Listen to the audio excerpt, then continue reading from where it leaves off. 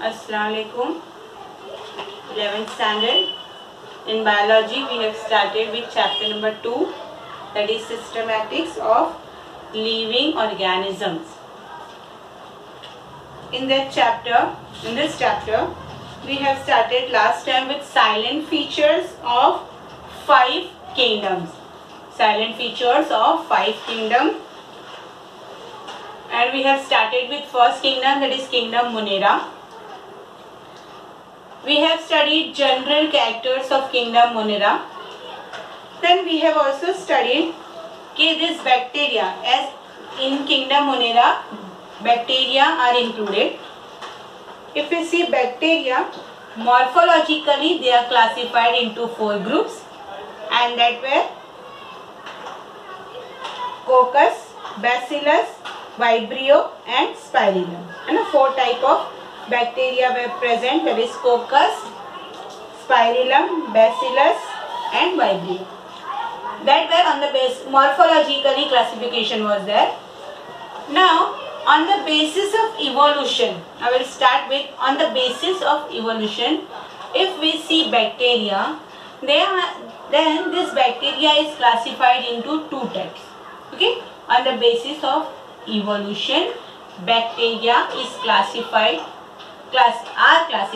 into 2 types, that is Archaebacteria and Eubacteria.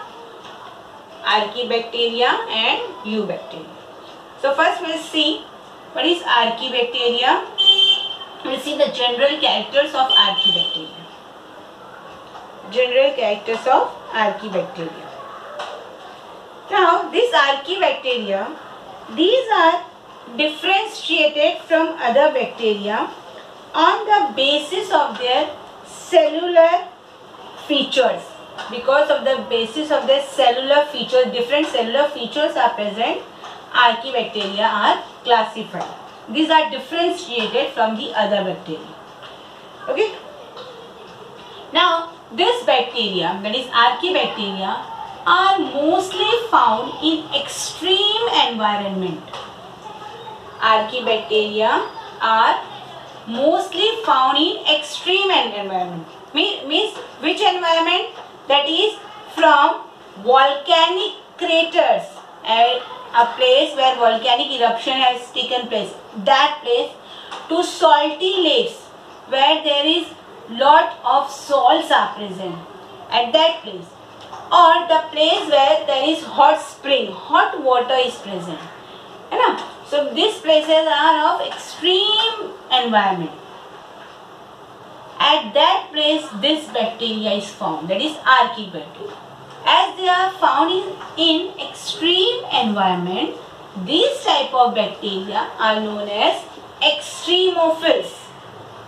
As they are found in extreme environment like volcanic eruption place, that is volcanic craters, salty area, salty lakes are present, or hot spring is present, this type of bacteria are known as extremophils. Extremophils present in extreme environment. Then there are bacteria that can withstand high salinities. They are able to withstand high salinities, high salts. Hence they are called as halophiles. Okay, they are known as halophiles because this bacteria can withstand high salinities. Okay, so they are known as halophiles. Then bacteria, those that can withstand extreme temperature, the bacteria, as they can withstand extreme temperatures, then they are also known as thermophiles. They are also known as thermophils, as they can withstand extreme temperature. More temperature is present, high temperature, very high temperature is present, they can also withstand that temperature. Hence they are also known as thermophils. Okay. The very common example, a very common example of these Archaebacteria is methanogenic bacteria. Now, where this methanogenic bacteria is present? This methanogenic bacteria is found in the gut of ruminants. Ruminants like cows, buffaloes. In the guts of this cow and buffalo, this bacteria is present, that is known as methanogenic bacteria. Now, what is the function of what this bacteria do in the gut of the cow and buffalo? This bacteria helps in the production of methane gas. This bacteria helps in the production of methane gas in the biogas plant. In the biogas plant we require methane gas is produced.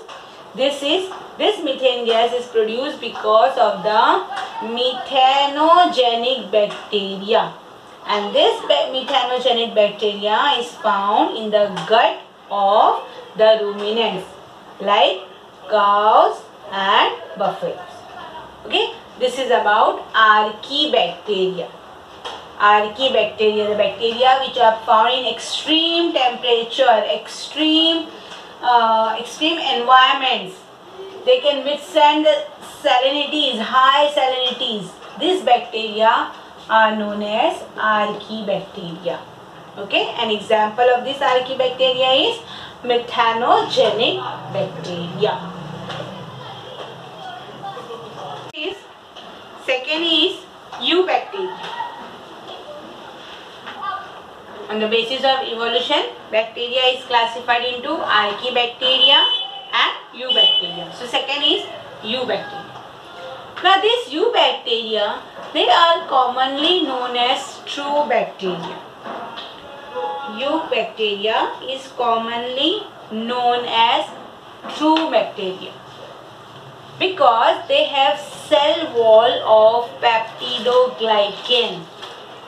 Okay, they have cell wall of peptidoglycan. Then this Eubacteria may be autotrophs or may be heterotrophs. Eubacteria may be autotrophs or they may be heterotrophs.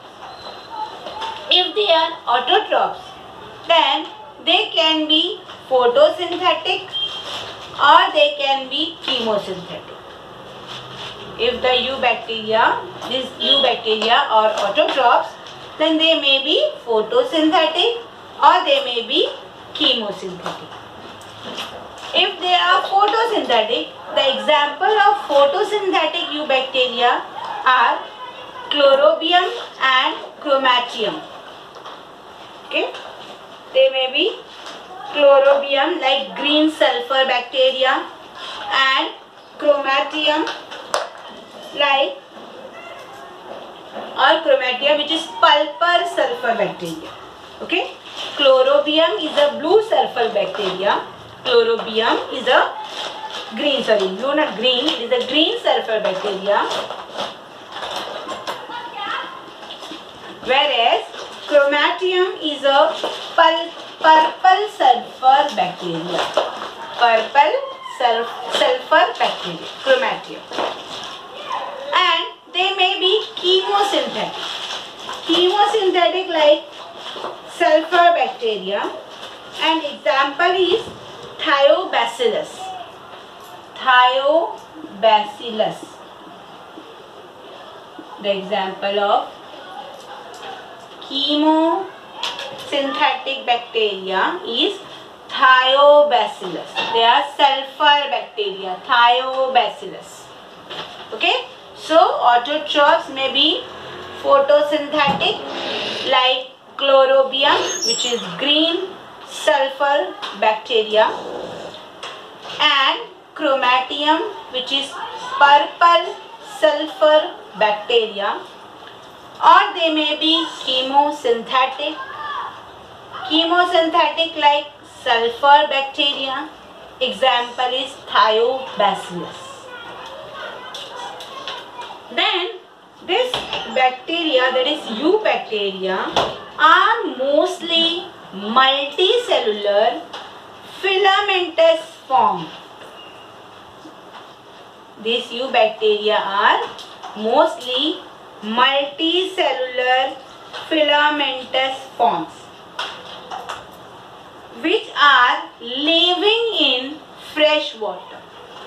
Okay, these are mostly multicellular filamentous form, many cells. Multicellular means having many cells in a filament form, and they are found in fresh water like lakes, ponds, river water, well water. These are fresh water, so they are found in fresh water.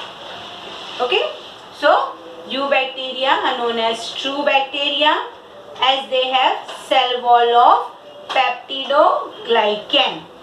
Okay, then they may be autotrophs. Autotrophs means the organisms which prepare their own food, or heterotrophs means they are dependent on the other organism for food.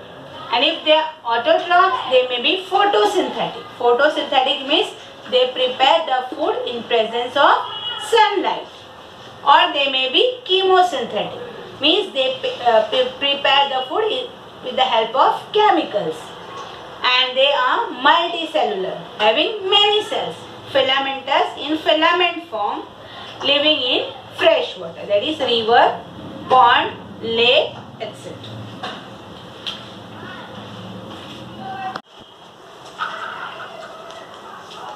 The body of the bacteria, if you see, it is covered by mucilaginous sheet. See, this is mucilaginous sheet. The body of bacteria is covered by mucilaginous sheet. The sheet which is made up of mucilage. Then here, the genetic material is a typical prokaryotic. Typical prokaryotic DNA. That is circular. DNA is circular here.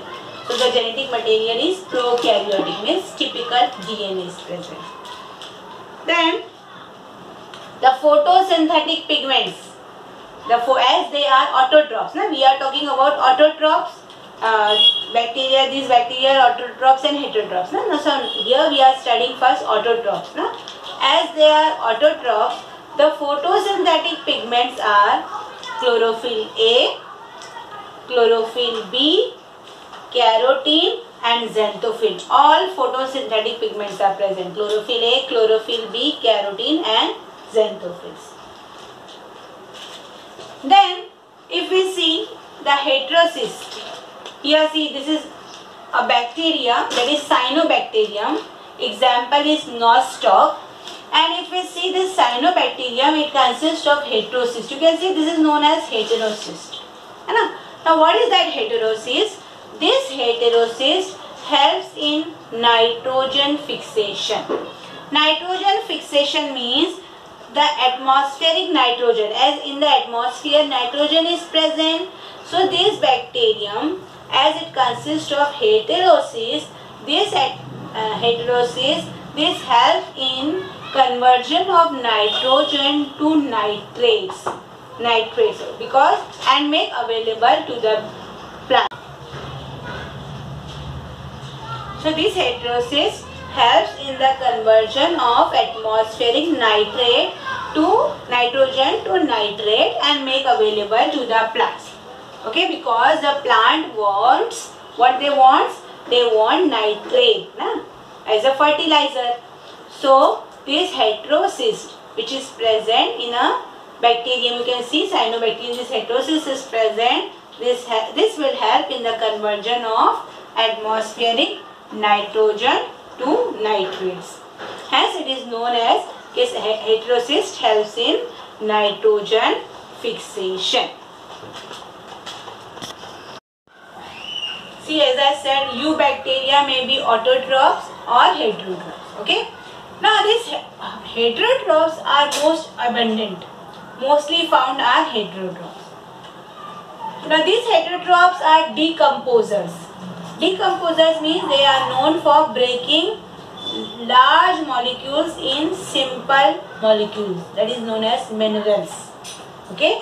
That decomposers helps in breaking down of large molecules in simple molecules which are known as minerals. Then they can be anaerobes. Anaerobes means these heterotrophs are anaerobic, means the respiration which takes place in absence of oxygen. That is known as anaerobic.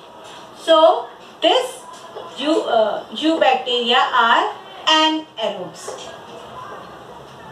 So as they are anaerobes, they help in curdling of milk. They help to make curd of milk. Example of this bacteria is lactobacilli. This lactobacilli helps in curdling of milk. Then these bacteria are also used for antibiotic production. Antibiotic production, the antibodies which we take, the doctor gives us antibodies in a form of drugs. So that bacteria are Streptomyces. Example of that antibiotic production bacteria is Streptomyces bacteria. Then they also help for the fixation of nitrogen. Here example is fixation of nitrogen. Example is Azotobacter. Azotobacter helps in the fixation of nitrogen. Then they are also used for composting, soil composting and degrading of oil. Okay, as they are anaerobes, the respiration in this bacteria takes place in absence of oxygen. So they are known as anaerobes. They help in curdling of milk. This bacteria, eubacteria, helps in curdling of milk. They help as an antibiotic production, helps in the production of antibodies. Then they are also helpful for nitrogen fixation. Then also for composting and also for degrading oil. Okay, these are also used for degrading of oil. Then some of them are also pathogens. See this where the function which we have seen before is eco-friendly function, we can say, that are helpful for the humans, na? But here some are also pathogens. These eubacteria, some are pathogens, means they causes disease in humans. For example, the diseases which are caused by these eubacteria are typhoid, cholera, tetanus, tuberculosis, that is TB. These are caused by the bacteria, that is eubacteria. Heterotrophs. The heterotrophs are also these eubacteria are also pathogenic in nature, means they causes diseases in humans. And different diseases are typhoid, cholera, tetanus and tuberculosis. Okay. So today students, we have studied Kingdom Monera. In Kingdom Monera we have studied on the basis of evolution. Kingdom Monera, that is the bacteria, is divided into Archaebacteria and Eubacteria. So we have seen the general characters of Archaebacteria and also the general characters of Eubacteria. Okay. Thank you.